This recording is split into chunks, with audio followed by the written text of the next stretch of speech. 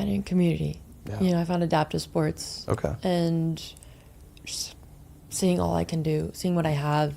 Every day I write 5 things I'm grateful for, and that also really helps. And I found sled hockey, and I found this organization that has adaptive hand cycling, and have done adaptive rock climbing outside and adaptive sailing, and just finding all of this stuff that I can still do. So for somebody who's facing maybe a new disability for the first time, and they're asking those questions of how do I overcome this? How do I achieve this? And how do I help others in the face of this? What sort of tips and advice would you give them for being able to start that journey? Finding community. Yeah. I found adaptive sports. Okay. And just seeing all I can do, seeing what I have. Every day I write 5 things I'm grateful for, and that also really helps. And I found sled hockey, and I found this organization that has adaptive hand cycling, and have done adaptive rock climbing outside and adaptive sailing, and just finding all of this stuff that I can still do. And I didn't really know about any of this at first. I didn't know there was a thing called sled hockey. I didn't know any of this. And just having a community and seeing other people, facing this stuff, but in such a positive way, really helped a lot too. And, yeah. I love hockey, and I love sled hockey. I love aggressive sports that get me so excited. That's why I hate golf, as golf is like the least aggressive sport out there. Yeah. If you could start sword fighting with the clubs, I think I would like golf a lot more. I have this ongoing battle with golf. Yeah. What's been your best moment on the ice in sled hockey so far? Ooh. I know there's got to be a lot of them. Yeah. My first travel tournament. That was honestly really cool. It was my first game that was not, in Seattle. Mm-hmm. And I think that honestly was amazing. Seeing there was teams from all over, come together. It was in Colorado. Okay. And teams from literally all over the U.S. were coming in, and we were playing each awesome. other. And then there was Paralympians there, and just seeing all of these sled hockey people play and just live their life and go out and do stuff was really cool. And just being on the ice for the first time in that game, just the rush and just it feels so good. Well, it had to be a powerful sense of that community piece you talk about too. Yeah. It's like you all of a sudden in day-to-day life you may feel very isolated, that you can't relate to as many people that you just meet out in day-to-day life, but then all of a sudden you're put in this environment where everybody understands to a degree what your day-to-day life challenges look like. That has to be, and then you guys get to participate in this incredible sport together. It's got to be powerful to just to find and have that sense of community. And as you said, that's one of the best things people can do. And that's something we focus on heavily more and more and more. We've recorded several episodes on community now, and we have our own online community because we feel like it's so important for people who are facing these challenges to be able to have access to that, to be able to go to a space, whether it's in person or even online, where they can just tap into other people's experiences, their minds, just even, be normal humans with them and have some of those authentic connections are so powerful. But I imagine getting onto the ice at that event with teams from all over the country had to be so cool. Yeah. Yeah. Did you get any big goals in that match? No, I did not. No, not that one. Yeah. So what position do you usually play in I'm hockey? right wing. Right so wing. Often. Now, what does the right wing do? Hit it in the goal. Hit it in the goal. I like it. Yeah. Score the goals. That's awesome.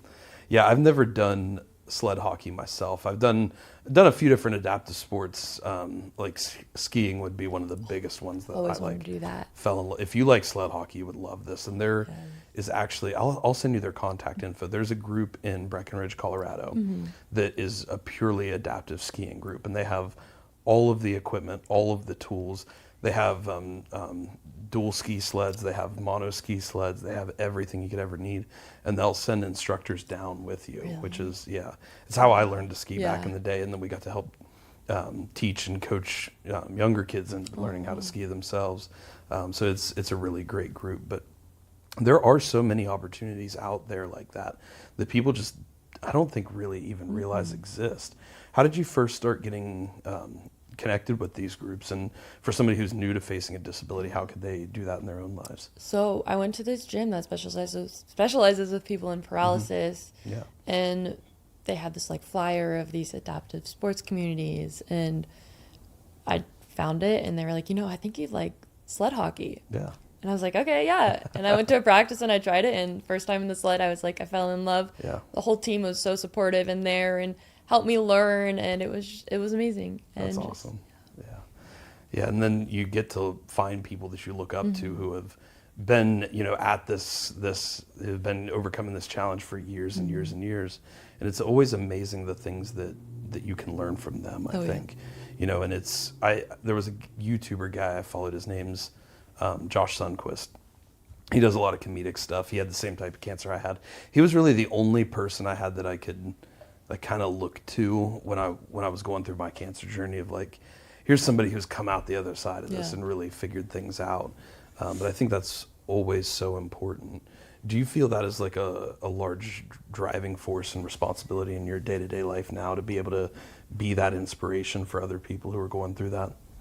Sorry, what was the question? Just do you feel like any level of responsibility or just kind of a calling to be able to be that inspiration in people's lives who are facing disability for the first time now? Yeah, for sure. I think just showing other people that you can still go out and do stuff. Like when I was at the paralysis gym, there was this one quadriplegic, he went skydiving. Oh, and I was like, yeah, that is so cool. And, just showing other people that there's a life that, not a lot, like, I had no idea about any of this stuff at first. Just showing that to people online that, you can still go out and live despite challenges and all of this just really helps. And just seeing all the support I have from people too, it really helps. Yeah, that's huge. Any big skydiving plans coming up?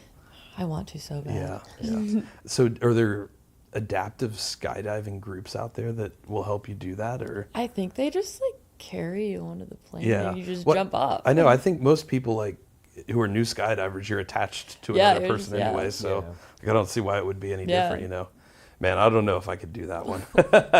I like the one remaining foot that I have planted firmly on the ground, not on a boat, not somewhere 50,000 feet above the earth, like it on the ground. Definitely not 50,000. It's more like 12 to 15. So okay, whatever. Regardless, might as well be 50,000. 50,000.